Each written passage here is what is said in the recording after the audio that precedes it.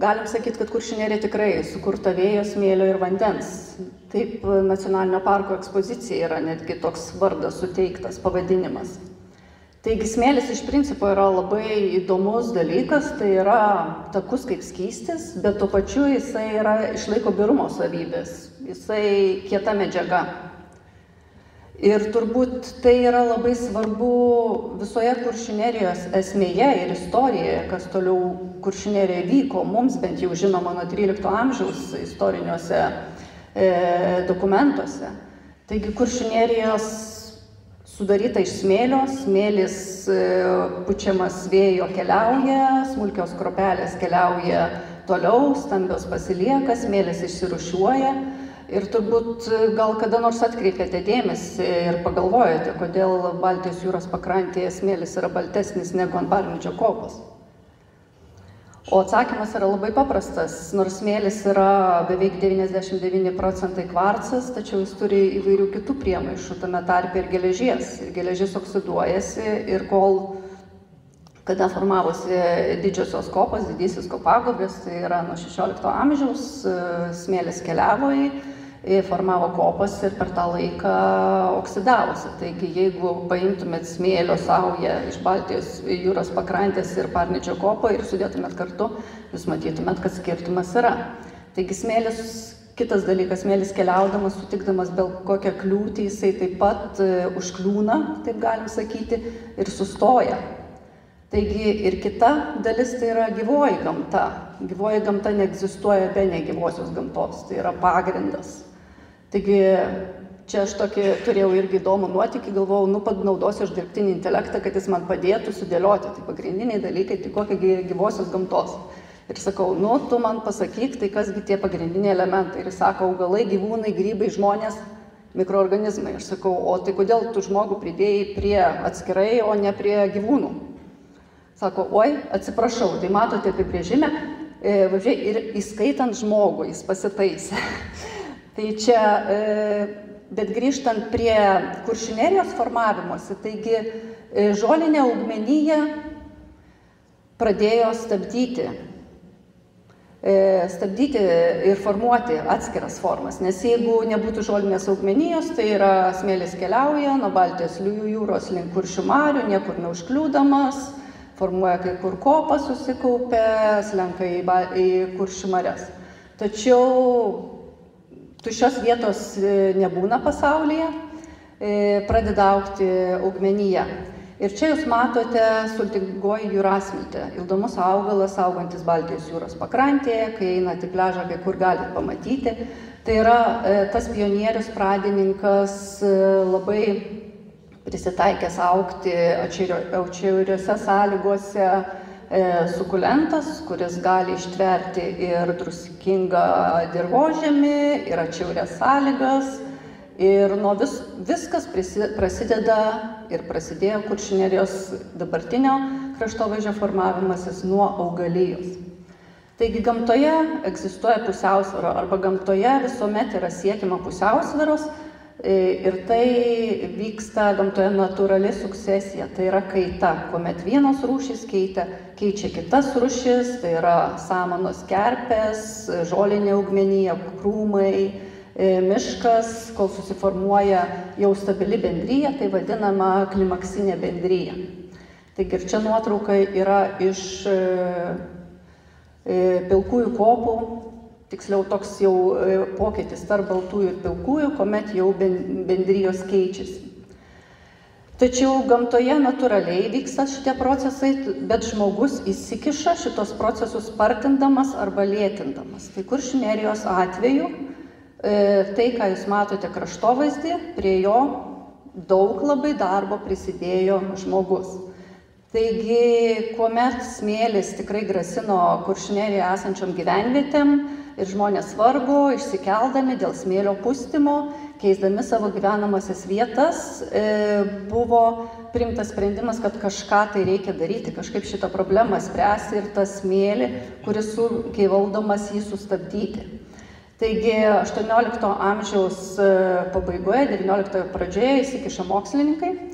Ir yra vienas labai aiškus pasakymas, vienintelis priemonė Kas gali sustabdyti smėlio judėjimą, tai yra augalija. Ir tam, kad augalija galėtų augti šitose atšiauriuose, pustomuose, judančiuose smėlynuose, skurdžiuose smėlynuose, jį reikia kažkaip tai stabilizuoti. Nes joks augalas negali įsitvirtinti, kuomet fizinės kūnas yra labai judrus ir besikeičiantis. Taigi žmogus panaudodamas principus, gamtinius principus, čia matote susmaigstyti pagaliukai, kai kur nendrės matosi.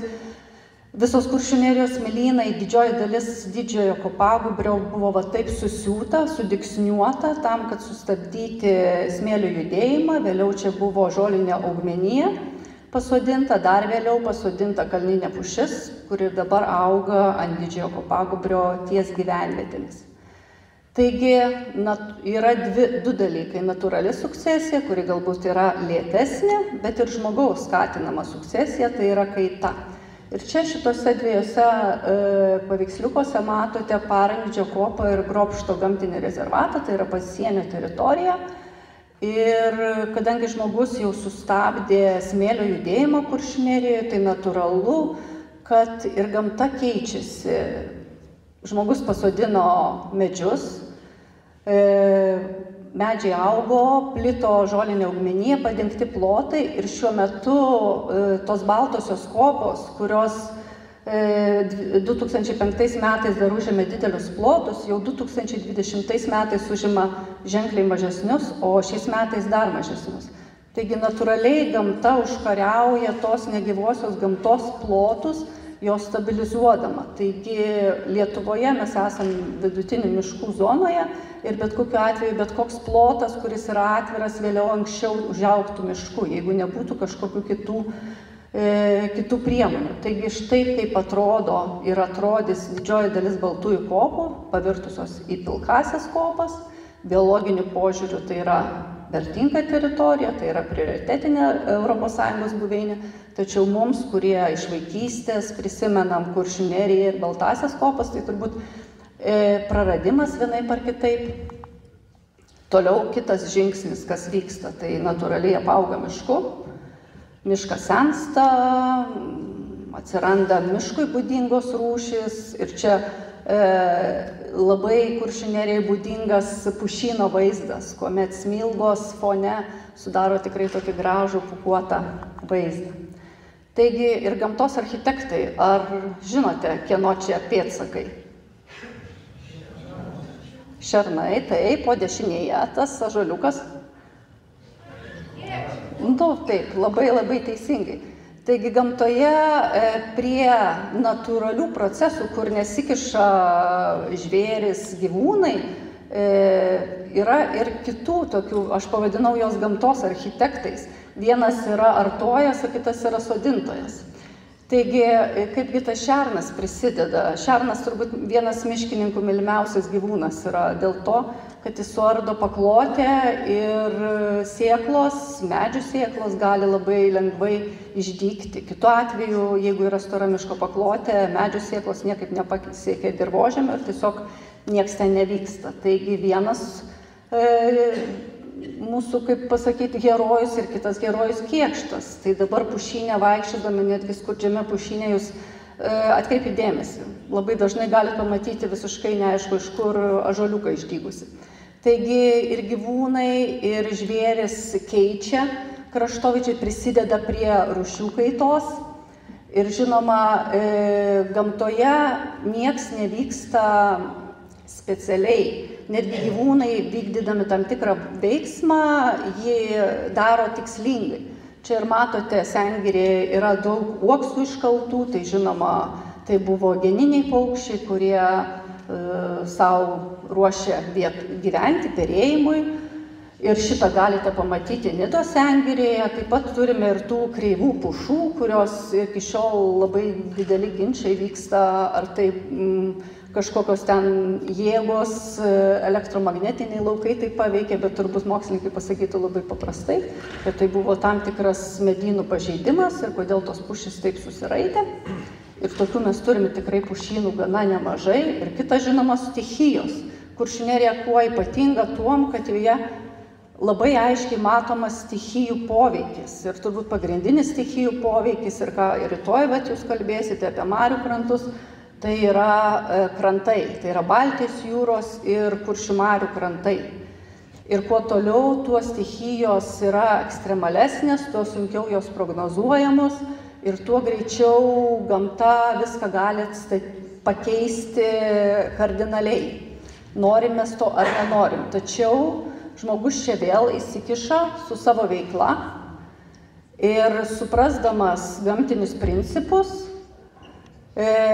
siekia atkurti tam tikras formas su vėl tokiu labai savanaudišku poreikiu. Tai yra tam, kad stabilizuoti ir sukurti puikią aplinką savo gyvenimui, arba stabilę tiksliau aplinką savo gyvenimui. Čia yra pavyzdys iš apsauginio kopagūbrio atkūrimo. Matote 2019 m. kovo mėnesį darytą ortofoto, kur matosi tokie grioviai du per apsauginį kopagūbrį. 19 metais, kuomet nieko nedaroma, šitie jau smėlis dar labiau pažeidžia, nebelieka iš viso apsauginio kopagūbrio formos, tačiau įsikišus žmogui, stabilizavus, naudojant šakų klojinius, stabilizavus šlaitą, vėliau gamta vėl atkūrinėja, tai yra užpusto smėlių žabus ir vėl mes suformuojam tą pačią formą apsauginio kopagūbrio, kurio po to tikslas yra sukaupti smėlį ir neleisti jam keliauti giliau į žemyną. Taigi, žmogus, panaudodamas gamtinius principus ir suprasdamas, kaip tai veikia, naudodamas gamtinės medžiagas, gali sukurti savo formas. Čia dar kitas yra pavyzdys. Čia jau, sakysim, lubinas, turbūt teko girdėti, kad tai yra invazinis augalas. Ir įdomu tai, kad jis yra amerikietis, atkeliavęs kažkada kaip dekoratyvinis augalas be abejo, arba kaip pašarinė bazė, bet kas yra svarbu, kad jokie gyvūnai jo neėda ir jo sėklų taip pat nieks neėda. Taigi vaizdas gražus, estetiškai tikrai, spalvos, viskas beržyno fone, tačiau biologinės įvairovės atveju ir mūsų Lietuvos natūralios gamtos atveju tai visiškai yra svetimas augalas ir vietos kenkėjai tiesiog, jis neturi kenkėjų čia. Ir jis gali labai bujoti, tuo pačiu išstumdamas tam tikras vietinės rūšis. Jis priturtina dirvožemį azoto, keičiasi visa augalija ir darosi nebebūdingos bendrijos. Ir čia dar Laimonas irgi labai parodė nemažai nuotraukų iš oro, čia irgi yra iš oro, yra Preilos kopa, Preilos gyvenvietė ir ką mes čia galim irgi pasakyti, kad Kuršių nerijos dabartinė forma tai yra 19 amžius. Didysis kopagūbris pradėtas apželdinti intensyviai ir šita vieta 1870-ieji ir vėlesni metai. Taigi ta forma, kurią mes dabar matom ir kurią turim, tai yra 19 amžius, tačiau viršutinis jau sluoksnis, jau mes jį keičiame. Tai yra miškai, tai yra miškų sodinimas, miškų kirtimas, pasikeitimas pačių medžių rūšių. Ir kai labai dažnai diskutuojama yra, ar augalija, ar medžiai niveliuoja formas, jas kažkaip sušvelnina ar ne. Ir čia turbūt labai geras pavyzdys, matote, nukirstas miškas, gana tiesia linija ir matosi, kad papėdėje medžiai yra aukštesni, viršūnėje yra žemesni, tiesiog dėl to, kad viršūnėje yra dirvožemis skurdesnis. Taigi čia yra atsakymas. Ir turbūt žmogus Kuršių nerijoje labai daug yra prisidėjęs prie dabartinio kraštovaizdžio. Jau nekalbant apie tai, kad ir ta ekologinė vadinama katastrofa 14, 15, 16 amžius prasidėjo dėl intensyvios veiklos ir dėl klimato kaitos, dėl žmogaus intensyvios veiklos. Tai čia kitas pavyzdys, kada žmogus savo veikla, labai tikslinga, aiškia veikla, su aiškiu rezultatu, lūkesčiu, sustabdė tą kraštovaizdį. Ir tai, ką mes dabar turime kultūrinį kraštovaizdį. Ir kadangi mes šiandien esame Algimanto Zavišos fondo renginyje, ar žinote, kokia paskutinė Algimanto Zavišos darbovietė buvo? Nacionalinis parkas. Taip, paskutinė darbovietė architekto buvo Nacionalinio parko direkcija. Ir tai yra jo sukurtas Nacionalinio parko logotipas, kuriame turbūt labai aiški yra architekto ranka, tai kaip jisai matė Kuršių neriją, taip kokias pagrindinius elementus jis jame identifikavo. Tai yra Baltijos jūra, Kuršių marios ir didysis Kopagūbris. Ir pabaigai tiesiog reklaminė pauzė. Tai jeigu norit, galit pabandyti QR kodą nusiskanuoti. Google Arts and Culture tinklalapį yra įkeltas labai vizuali informacija apie Kuršių neriją. Jinai yra prieinama tiek lietuvių, tiek anglų kalbomis. Ir tikrai labai dėkoju mano kolegijai Justei Zavišaitei už šitą darbą. Labai daug širdies įdėta ir dabar Kuršių nerija, jos vertybės, tiek gamtinės, tiek žmogaus sukurtas, gali su tuo susipažinti visas pasaulis. Ir dar šitas proginis yra